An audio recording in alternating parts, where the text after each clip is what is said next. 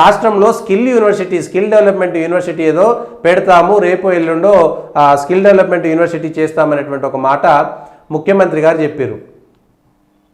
Skill development university 6 కోర్సులు 2000 మంది విద్యార్థులు స్కిల్ యూనివర్సిటీలో వచ్చే ఏడాది నుంచి ప్రవేశాలు తొలుత 6. అయితే ఇందులో 2 అంశాలు మాట్లాడుకోవాలి. ఒకటి, మొట్టమొదటి అంశము, స్కిల్ యూనివర్సిటీ అని ప్రత్యేకంగా మళ్ళీ యూనివర్సిటీ పెట్టడం ఏంటి అంటే, మొదటి నుంచి మనము చిన్నగా ఉన్నప్పటి నుంచి మన ప్రాథమిక పాఠశాల నుంచి యూనివర్సిటీ దాకా చదివే వాళ్లకు స్కిల్ లేకపోతే మన విద్యా విధానం అనేటువంటిది వృధానా కాదా? కొత్తగా స్కిల్ యూనివర్సిటీ పెట్టడం ఎందుకు?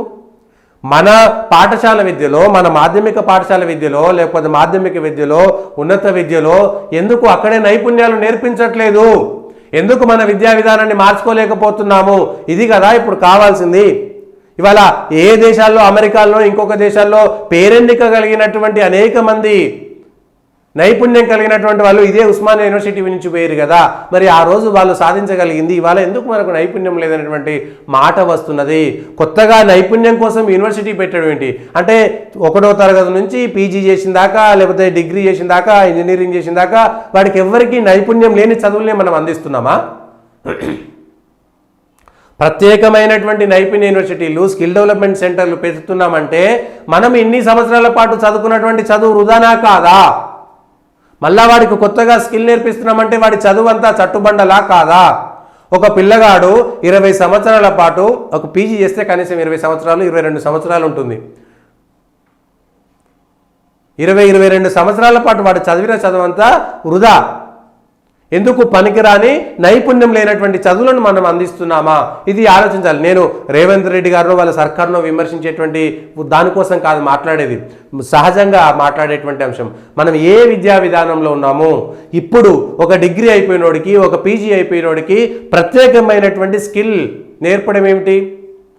ఈ ఐటీఐ నేర్పుతేనో అప్రెంటిస్షిప్ అనేటువంటిది ఒక ప్రత్యేకంగా 6 నెలల కోర్సు ఉంటుంది, అది కంపెనీలలో నేర్చుకుంటాము.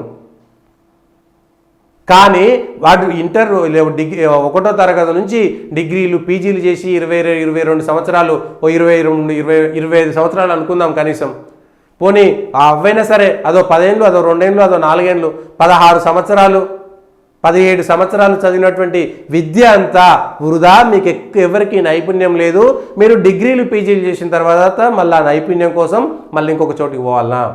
మరి అక్కడే 10th క్లాస్ వరకు, 10th తర్వాత వాడికి చదవలేనటువంటి వాడికి 10thతో పాటు నైపుణ్యం ఉండే విధంగా మనం ఎందుకు నేర్పించట్లేదు?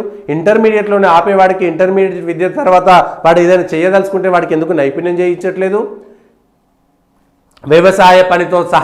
వ్యవసాయంతో సహా ప్రపంచంలో ఉన్నటువంటి అనేకమైనటువంటి అంశాలు ఎందుకు ఇవాళ మనం ఒక న్యూస్ ఛానల్ పెడుతున్నాము? కెమెరామెన్లు అవసరం ఉంటారు, వీడియో ఎడిటర్లు అవసరం ఉంటారు, లేకపోతే ఎలక్ట్రీషియన్లు అవసరం ఉంటారు.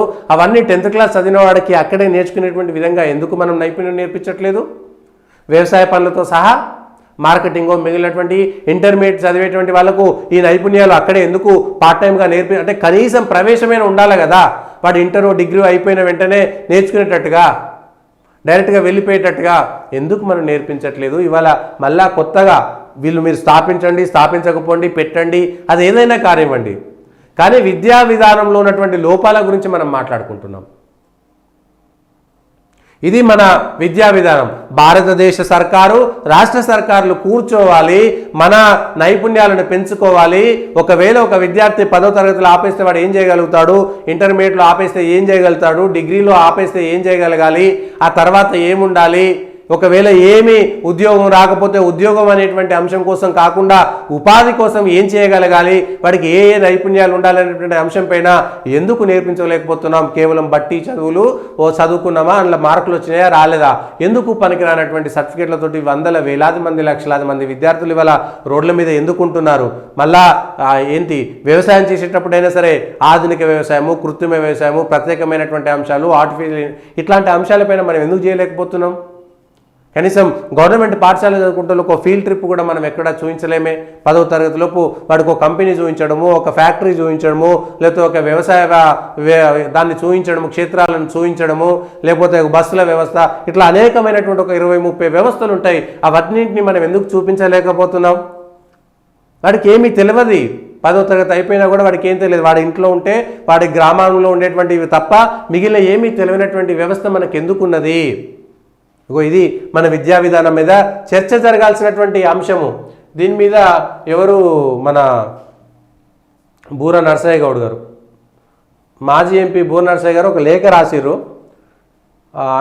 ఏది స్కిల్ యూనివర్సిటీ స్వామి రామానంద తీర్థ రూరల్ ఇన్స్టిట్యూట్ అనేటువంటిది 1995లో స్వర్గీయ ప్రధానమంత్రి పివి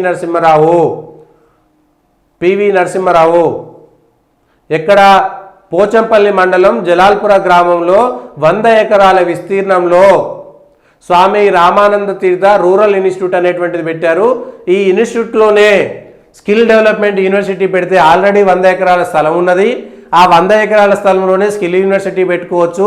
ఎస్టాబ్లిష్డ్ ఆల్రెడీ ఉన్నాయి. వెంటనే మీరు క్లాసులు కూడా ప్రారంభించుకోవచ్చు. కాబట్టి మీరు ప్రత్యామ్నాయం కోసం ఆలోచించండి అనేటువంటి ఒక లేఖ రాశారు బూర నరసయ్య గౌడ్ గారు. మరి రేవంత్ రెడ్డి గారు వాళ్ళు పెడతారా పెట్టారా, అక్కడే ఆ 10 ఎకరాల్లో పెట్టాలన్నా, ఆల్రెడీ 100 ఎకరాలు. మీరు కందుకూరుకి పోచంపల్లికి పెద్ద దూరం ఏం లేదు, ఇక్కడైనా అక్కడైనా అంతే, ఇదైనా అదైనా గంతే దూరం ఉంటుంది హైదరాబాద్కి. ఆల్రెడీ ఎస్టాబ్లిష్డ్ ఉన్నది, జాగా ఉన్నది, అందులో బిల్డింగ్లు కూడా ఉన్నాయి.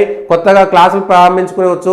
ఈ సంవత్సరం అంతా క్లాసులు అయిపోయే లోపే మళ్ళీ అక్కడ ఈ స్కిల్ యూనివర్సిటీకి సంబంధించినటువంటి బిల్డింగ్ కూడా తయారైపోతుంది. అంటే విద్యా సంవత్సరం కూడా కలిసి వస్తుంది. అక్కడే కట్టొచ్చు. తద్వారా ఆ ఏరియా కూడా డెవలప్ అవుతుంది కదా. పోచంపల్లి జలాల్పురం అనేటువంటి ఏరియా కూడా డెవలప్ అవుతుంది. అక్కడ కూడా విద్యార్థులు పోతుంటారు వస్తుంటారు అనేటువంటిది కూడా ఒక సూచన చేశారు. అది మంచిదే అనిపిస్తుంది. మళ్ళీ ఇక్కడ 10 ఎకరాలు అదంతా పెట్టే బదులు అక్కడే పెట్టుకోవచ్చు కదా. ఆల్రెడీ ఉన్నది 100 ఎకరాల జాగా ఉన్నది. 100 ఎకరాల జాగాల్లో స్వామి రామానంద తీర్థ రూరల్ ఇన్స్టిట్యూట్ అనేటువంటి ఉంది. తద్వారా 2 కొలాబరేట్ కూడా కావచ్చు, 2 కలిసి పనిచేయచ్చు. రూరల్ డెవలప్మెంట్కి సంబంధించినటువంటి అంశం పైన స్వామి రామానంద తీర్థకు సంబంధించినటువంటి పేరు మీద పెట్టినటువంటి రూరల్ ఇన్స్టిట్యూట్కి సంబంధించి వీళ్ళు అంటే గ్రామీణ ఉపాధి ప్లస్ అట్లనే శిక్షణ నైపుణ్యానికి సంబంధించినటువంటి శిక్షణ ఇచ్చేటువంటి యూనివర్సిటీ కూడా 2 కలిసి ఉంటే ఇంకా మంచిది కదా. అక్కడ ఇక్కడ విద్యార్థులు అవన్నీ కలిసి వస్తాయి కదా. ఒక్కసారి ముఖ్యమంత్రి గారు ఆలోచించండి, తప్పలేదు. సరే, మీ అంశము, మీరు దాన్ని చేస్తారనేటువంటిది ఒక మాట చెప్తే ఏదైనా చేసుకోవచ్చు, దానికి సంబంధించినటువంటి అంశము.